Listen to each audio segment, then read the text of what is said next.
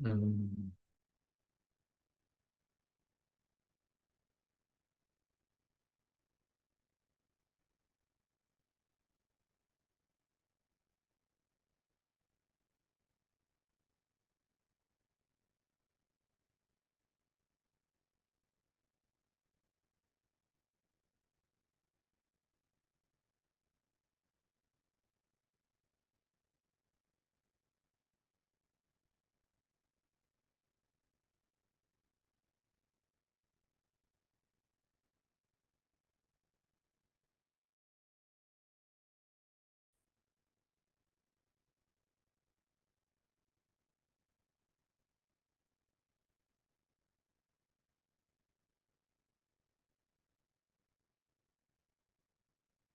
Nah, kita akan coba bandingkan ya. Ada ini dikenalkan juga variasi lain dari metode pangkat.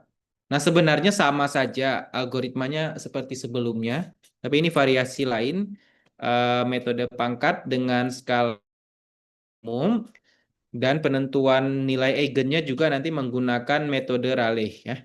Metode Raleigh lain sedikit dimodifikasi gitu ya. Mungkin biasa kalau dalam algoritma itu ada sedikit modifikasi itu sudah suatu kebaruan dan bisa dicek mana yang lebih cepat gitu dibandingkan dengan yang sebelum dimodifikasi gitu ya.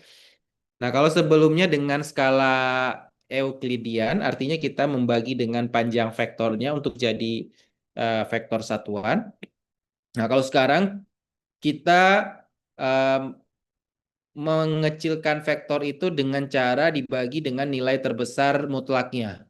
Nilai mutlak terbesar. Nilai terbesar mutlak atau nilai mutlak terbesar. Bentar. Oke, nilai terbesar dari mutlak ya. Ini, maksimum itu adalah nilai terbesar atau maksimum dari nilai mutlaknya. Jadi misalnya angkanya 53 min 72. Ini nilai terbesarnya bukan 5. Oke. Nilai terbesarnya adalah setelah dimutlakan. Jadi mutlak min 7, 7. Jadi nilai terbesarnya di sini adalah 7 ya, bukan bukan 5 ya. Oke, jadi dimutlakan dulu baru kita bandingkan.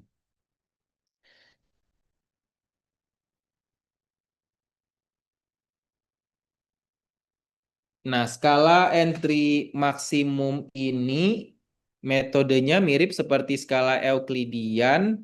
Yang dilakukan itu adalah dengan membagi vektor AX0 itu setelah kita peroleh dibagi dengan ini. Kita skalakannya dengan nilai terbesarnya gitu ya, nilai maksimumnya tadi. Nah, ini kita tetapkan sebagai vektor eigendominan sementara X1. Kemudian hitung Rayleigh quotient-nya. Rayleigh quotient itu ini.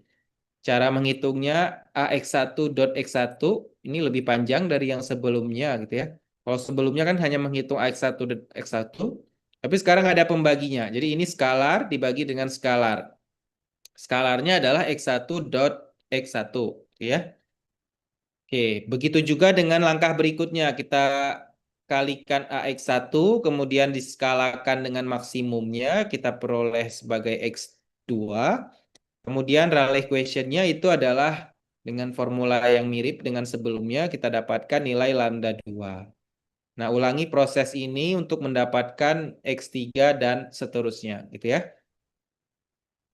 Oke, ini sudah dibuktikan bahwa konvergensi dari Rayleigh quotient ini akan menuju ke nilai eigendominan ya. Ini sudah ada pembuktiannya, tapi tidak saya bahas di kuliah ini. Kemudian XK ini akan konvergen ke vektor eigendominannya dan nilai ini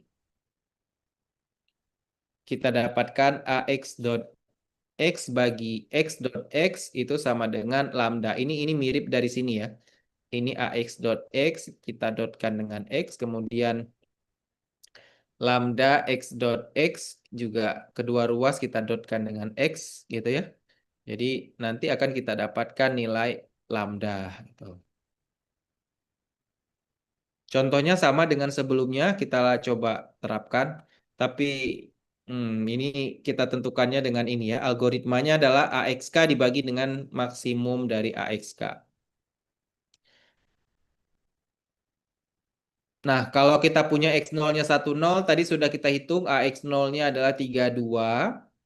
Nah, tapi di sini dibaginya bukan dengan akar 9 tambah 4, bukan akar 13. Tapi dibagi dengan, berapa ini nilai maksimumnya?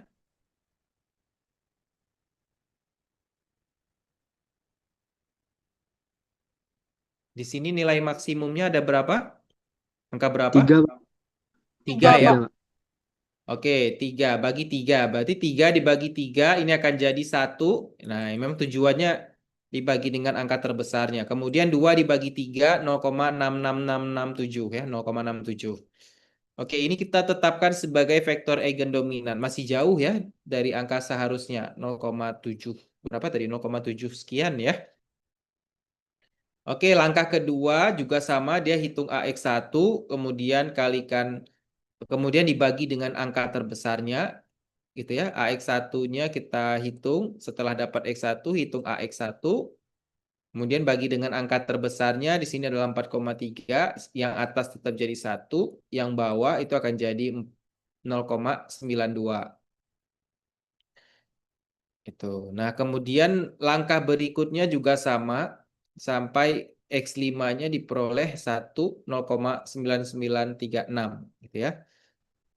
Nah, nilai eigennya ini perlu kita tentukan dengan cara lambda 1 itu adalah AX1, AX1-nya tadi AX1 dot X1 ya.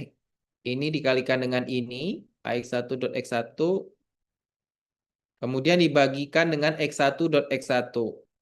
1,4. Nah, ini kalau dihitung nilainya 4,8675.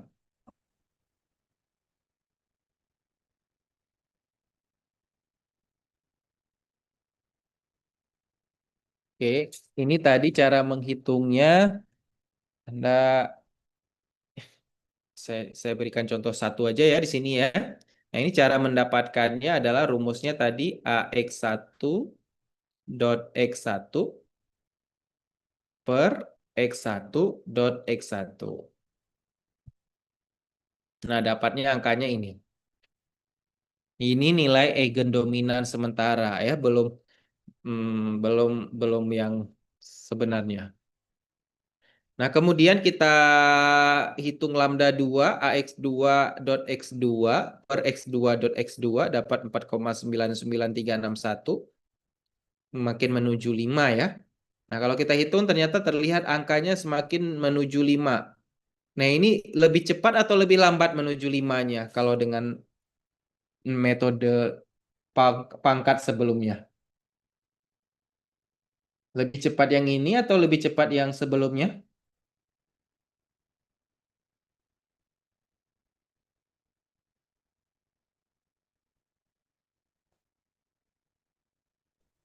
Sama ya, Pak? Sama. Coba diperhatikan angka yang sebelumnya ini nih mirip ya. 48 iterasi awalnya 4,84,615, iterasi keduanya 4,99361. Kalau ini sama ya angkanya ya? Sama ya? Dengan 5 Sama. pembulatan ternyata metode ini sama gitu menghasilkan angkanya. Hmm, hmm, hmm, hmm, hmm, hmm.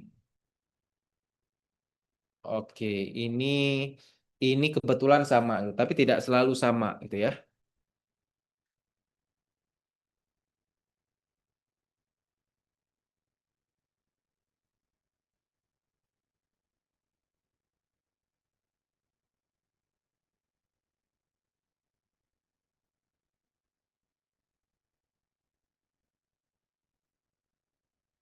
Oke, tapi penyimpulannya AX nilai lambdanya betul ini mendekati. Tapi kalau vektor eigennya mendekati atau tidak ini? X5-nya. Sebelumnya X5-nya ini ya. Ini yang seharusnya 0,7071 ini yang seharusnya. Ini yang dengan metode pangkat Euclid, skala Euclid. Kemudian yang ini dengan skala bilangan terbesar. Kalau kita lihat kayaknya yang ini tidak dekat ya dengan yang sebenarnya nilai vektor eigennya ya.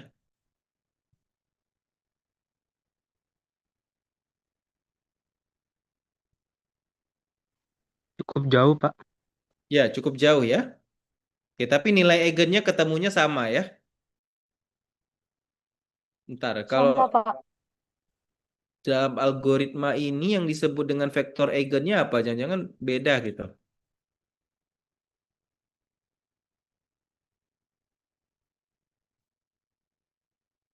XK akan konvergen ke X. Oh, ini jika. Ini mengasumsikan dia ya. Oh iya, tidak ada informasi urutan vektor XK akan konvergen menuju vektor eigen dominan.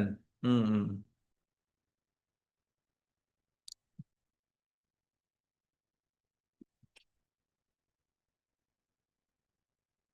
Padahal kalau dicek ini akan selalu satu.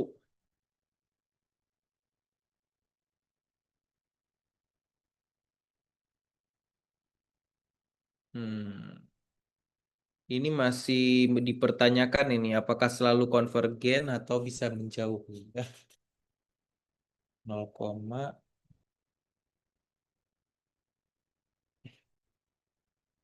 oh, betul betul betul. Vektor eigen itu bukan berarti angkanya harus sama. Ingat, vektor itu dibangun oleh eh,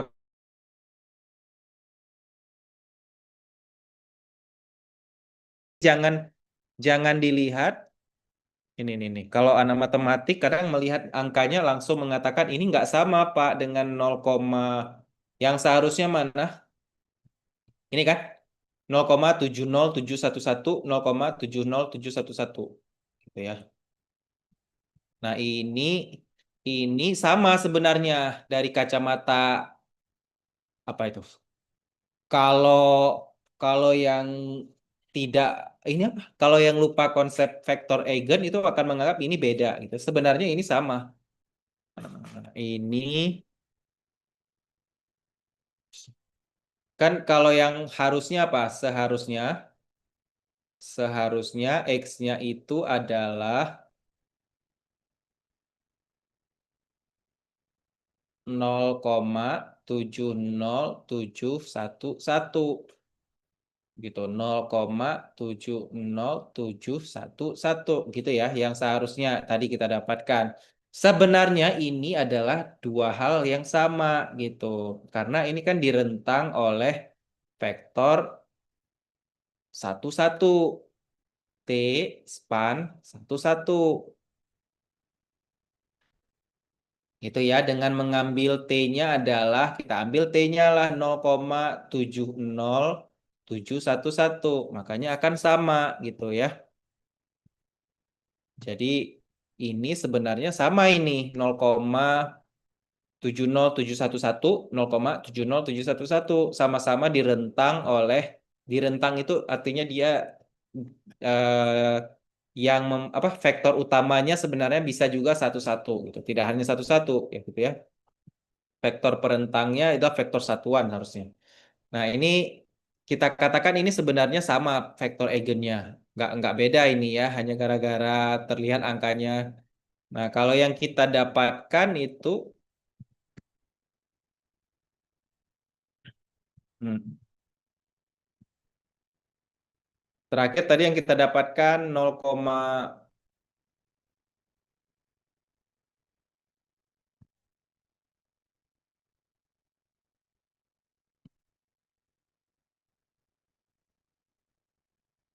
yang ini. Eh, eh, ini ya. Nah, ini sama juga ya. Ini sama ini. Sama-sama direntang oleh vektor 1,1. Jadi 1,1. Jadi ini kalau kita lihat kalau untuk 3 angka di belakang koma dengan 5 iterasi ini sudah ke 1 ini. Kalau kita bulatkan ini kan ke 1 dengan akurasi berapa angka? 3 angka atau 4 angka di belakang koma gitu ya. Ya, kalau 2 angka di belakang koma ini kita bulatkan sudah 1 ini. Jadi ini adalah vektor eigen yang sama gitu ya. Boleh Anda tuliskan angkanya ini, boleh juga yang 0,70711. Oke, itu ya. Jadi sama ya, bukan beda ya. Tapi kalau nilai memang eksak itu. Jadi mau tidak mau nilai eigennya harus menuju ke 5. Jangan 1,5 yang satu lagi menuju ke 6. Itu nggak sama 5 dan 6 ya. Tapi kalau di vektor eigen itu walaupun angkanya berbeda, tapi hasilnya entry-entry di vektornya berbeda, tapi itu ternyata adalah vektor yang sama.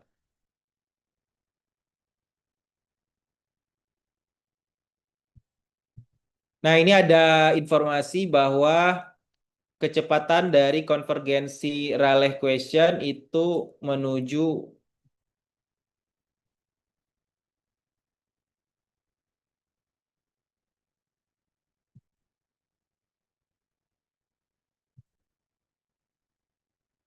dua lima.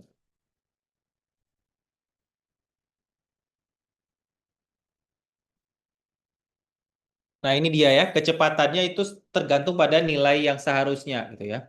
Kalau seharusnya kita dapatkan tadi lambda satunya 5, lambda 2-nya 1, walaupun kan kenyataan sehari-hari kita nggak tahu ini angka lambda satunya, lambda 2-nya. Tapi kalau ternyata nilai eksaknya 5 dan 1, ini perbandingannya adalah 5 gitu ya. Nah, kalau dia jauh dari 1, nilai rasionya besar, berarti dia konvergensinya akan cepat. Pasti konvergens, tapi dan dia sangat cepat. Nah, kalau dia ternyata yang lambda satunya 1,5, lambda 2-nya 1. 1,5 dibagi 1 kan masih 1, juga kan? Masih dekat dengan 1. Nah, kalau dia masih dekat dengan 1, si rasio lambda dominan dengan lambda lebih kecil, itu konvergensinya akan lebih lambat gitu ya. Jadi konvergensi cepat lambatnya menuju nilai eigen dominan bisa dilihat dari rasio ini.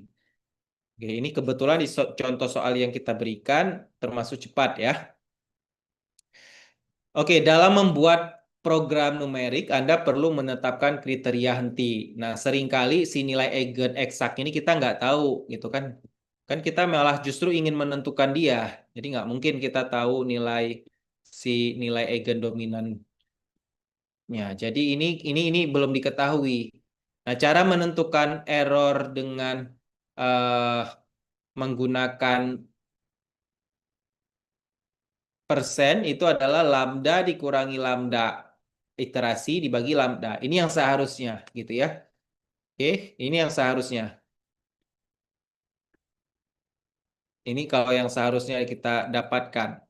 Nah, ini ideal yang kenyataan di lapangan tidak seperti itu. Nah, lambda tidak diketahui. Kalau lambda tidak diketahui berarti galat relatif yang kita gunakan itu harusnya yang bentuknya seperti ini. Lambda iterasi ke K dikurangi lambda iterasi sebelum K, ya, K dan K-1 ini kita selisihkan besarnya berapa jaraknya, kemudian bagi dengan lambda K. Kalau ini selisihnya semakin dekat gitu ya, semakin dekat berarti ya kita ambil toleransinya I-nya berapa 0,00001 gitu ya. Nah, kalau ini semakin dekat di bawah kriteria toleransi kita, maka kita bisa menghentikan iterasi gitu ya. Jadi kalau Anda buat program komputer itu harus buat kriteria henti supaya ternyata program itu baru 5 iterasi sudah berhenti gitu ya secara numerik.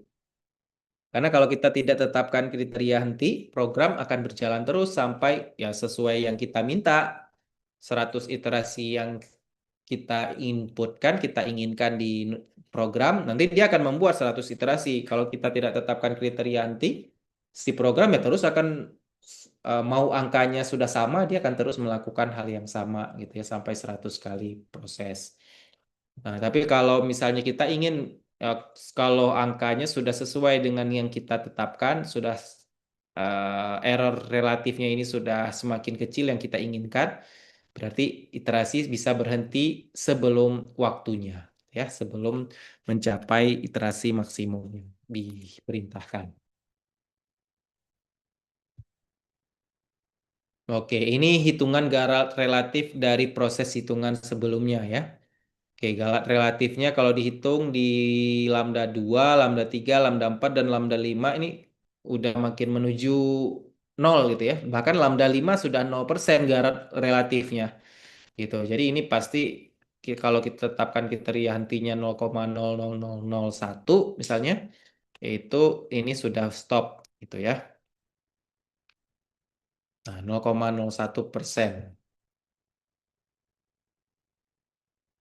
Oke, perlu ya dalam menetapkan dalam proses komputasi itu Anda perlu punya kriteria henti gitu ya. Jadi kalau nggak ada kriteria henti itu tidak berhenti nanti prosesnya. Nah, kaitannya dengan efisiensi ini kita perlu ingat bahwa em, time is money gitu ya kalau dikatakan gitu ya.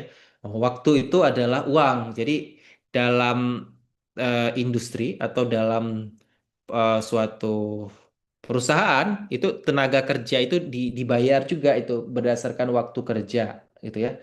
Nah, kalau di Indonesia sepertinya masih jarang ya yang mengkalkulasi bayaran pekerja itu dengan jam kerja. Kebanyakan mungkin sistemnya borongan gitu ya. Per hari berapa dengan jam kerja kalau dibagi sangat rendah gitu ya.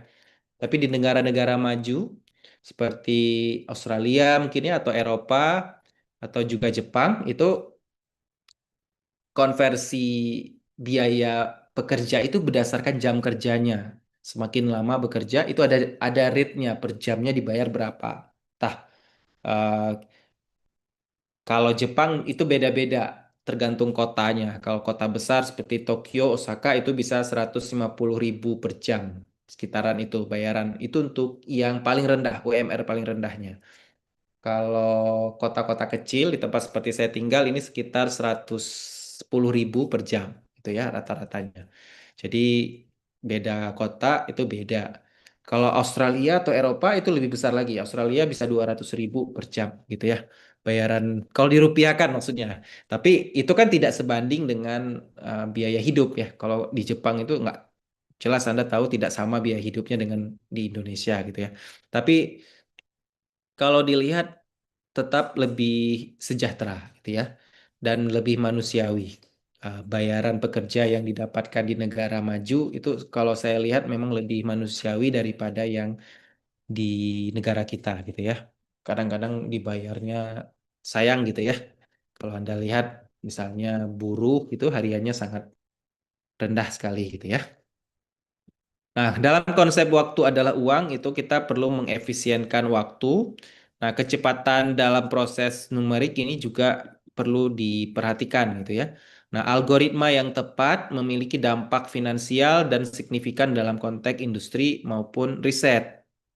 Ini nanti kalau Anda bekerja di dunia apa misalnya IT gitu ya atau apapun analisis efisiensi gitu ya di finansial, Anda perlu cek ini algoritma ini cepat nggak, algoritma ini lebih lama nggak dalam menyelesaikan masalah gitu ya. Jadi Anda harus perhatikan itu. Oke, ada istilahnya kalau dalam numerik itu istilah flup. Flup itu adalah operasi aritmatika pada dua bilangan. Jadi tambah, kurang, kali, bagi itu dihitung satu operasi. Satu tambah satu, berapa kali itu? Satu tambah satu, tiga kali operasi ya. Tambah satu, dua kali ya, dua kali operasi. Nah itu dua flup berarti. Atau satu tambah satu kali dua itu juga. Ya kalau tiga flup berarti tiga kali operasi aritmatika gitu ya. Operasi aritmatika itu tambah kurang kali bagi gitu ya. Nah, ini harus diperhatikan bahwa bilangan real itu disimpan sebagai pendekatan numerik yang disebut sebagai floating point dan bentuk umumnya ini seperti ini, M bilangan bulat, N jumlah digit. Kemudian floop digunakan sebagai satuan untuk kecepatan pemrosesan gitu. Jadi Ini itu biasanya dilihat bahwa floop ini mempengaruhi dengan waktu. Ini misalnya ini. Kalau ruas kiri kita hitung, ini ada berapa banyak ini operasinya? Satu tambah satu tambah tiga, satu tambah dua tambah tiga sampai tambah n. Ini ada n min satu operasi, gitu ya. Sedangkan di ruas kanan, n kali n plus satu bagi dua, hanya tiga kali operasinya. Enggak, n tambah satu dihitung dulu, kemudian dikalikan n, satu, dua, kemudian dibagi dua. Ada tiga ya.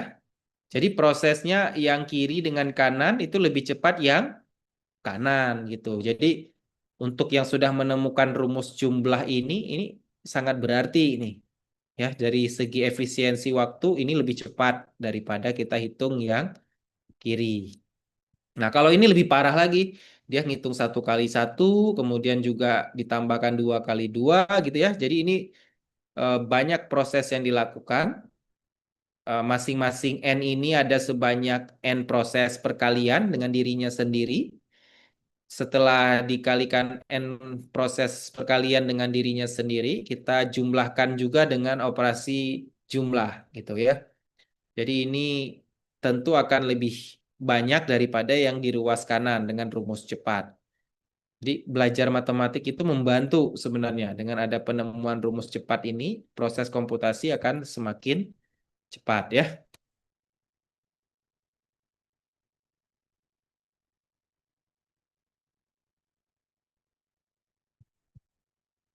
Oke, ini saya skip saja leading satu, leading dua ini tidak penting. Satu.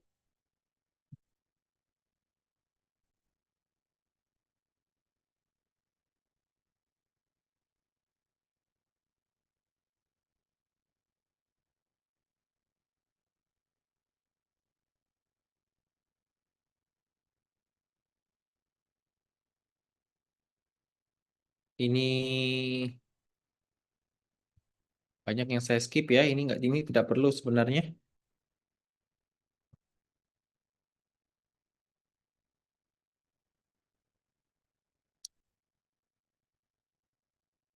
Oke, langsung saja ke slide ini. Ini untuk memperlihatkan hasil hitungan floupnya ya. Eh, Geometri Gauss, eliminasi Gauss-Jordan itu 2/3 N pangkat 3. Eh, Gauss-Jordan itu N kuadrat. Kalau dilihat ini mana yang paling besar angkanya? Kalau kita ambil N-nya misalnya 3, ini 3 pangkat 3, 27 bagi 3, 9, ini 18 angkanya. Ini 9, ini 18, ini 18, 18, ini lebih besar ya. Nah ini lebih besar lagi floupnya, lebih lama gitu penyelesaiannya. Paling kecil berarti yang 18.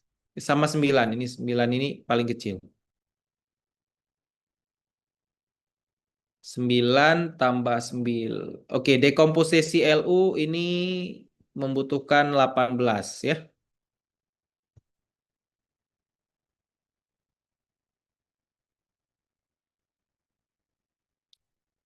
Ini tadi proses hitungan contohnya gitu ya.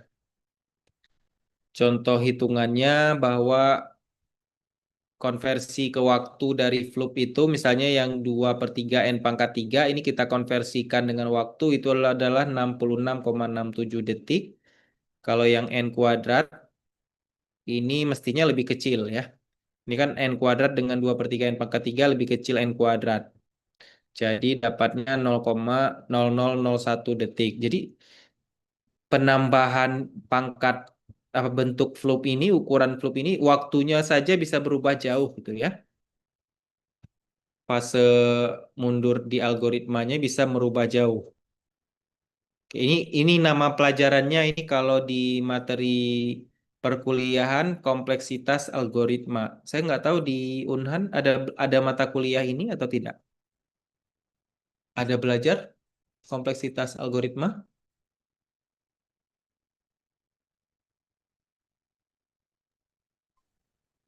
Belum ada Bapak. Izin. Belum ada ya, ya. Ini di mata kuliah ilmu komputer biasanya mereka belajar ya. Tapi ini mungkin untuk pemahaman Anda saja, pengetahuan umum. bahwa nanti Anda kalau ngobrol sama orang informatika kan bahwa itu ada namanya kompleksitas algoritma ya, berdasarkan fluke itu bisa dikonversikan jadi waktu proses gitu ya. Ini coba membandingkan metode dekomposisi LU dengan yang lain gitu ya. Nanti didapatkan bahwa dekomposisi LU yang sudah Anda pelajari sebelumnya itu lebih fleksibel dan hemat sumber daya gitu. Ini minggu lalu sudah saya informasikan bahwa dalam banyak aplikasi numerik itu LU ini lebih suka digunakan ya karena dia lebih efisien daripada menggunakan metode Gauss-Jordan gitu ya atau metode yang lain gitu. Eliminasi Gauss contohnya. Nah, ini dia mungkin untuk materi minggu ini ya. Jadi yang kita pelajari ini adalah tidak banyak ya metode pangkat ya. Ini Anda perlu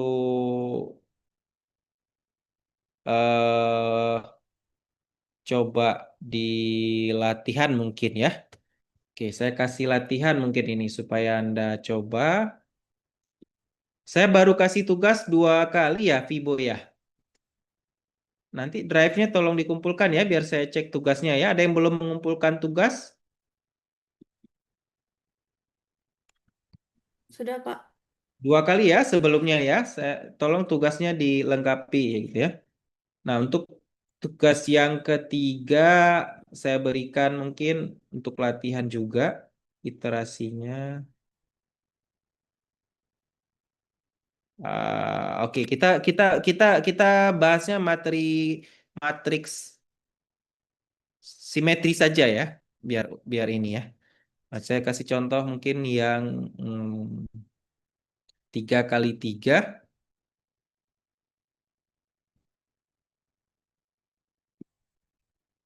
ini.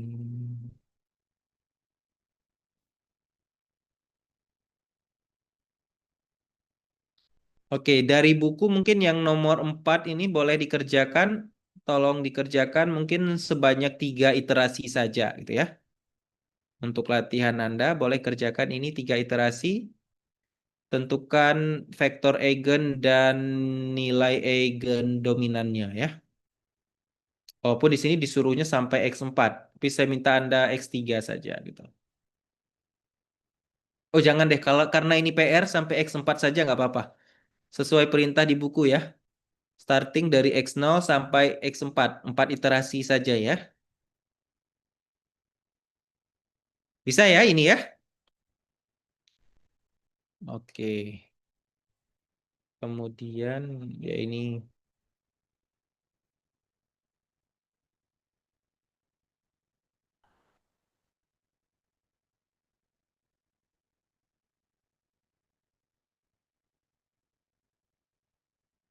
Hmm. Oke, itu saja mungkin PR-nya, PR ketiga ya.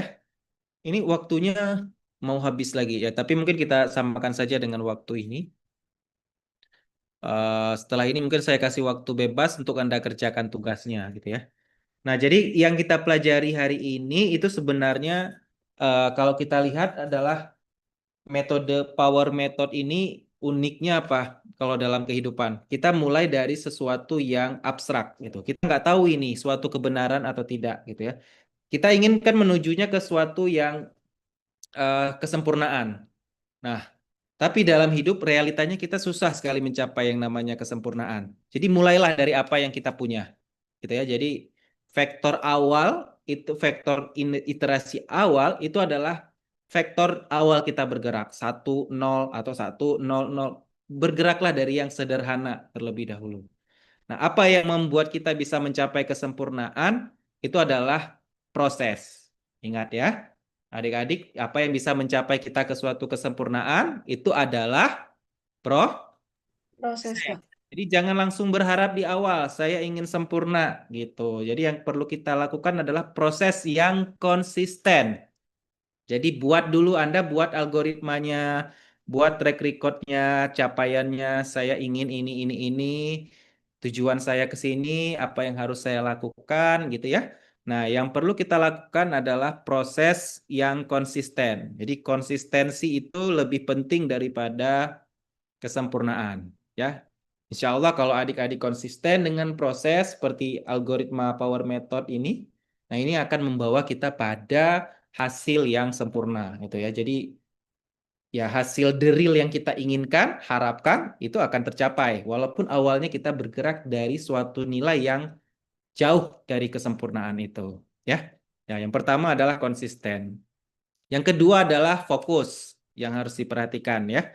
Nah, fokus itu tadi dengan kita eh, lakukan evaluasi gitu ya, fokus tentukan dengan yang kita ingin capai, ya itu akan menentukan arah kita ke depan. Oke, jadi proses itu yang sangat kita inginkan, bukan langsung dari awal kesempurnaan, gitu ya. Nah, menuju nilai eigen dominan itu ini saya ambil hikmahnya mungkin bahwa dominan yang sejati itu bukan berarti paling berkuasa, gitu ya. Tapi dominan yang sejati di sini adalah yang membawakan Anda manfaat. Ya. Nilai dominan yang terbaik dari diri kita itu akan kita dapatkan dengan cara terus memperbaiki diri sedikit demi sedikit melalui proses itu. Jadi kita akan dapatkan nilai dominan dari nilai eigen ini. Begitu kira-kira apa apa yang bisa kita pahami ya dari materi power method ini ya. Di sedikit saya berikan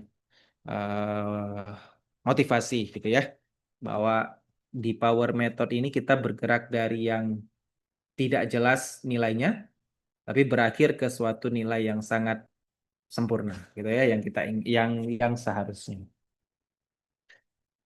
Oke, mungkin cukup untuk kuliah hari ini. Ada yang mau ditanyakan? Waktunya 1 menit. Ada, Pak. Ya, ada yang mau ditanyakan? Tidak ada ya?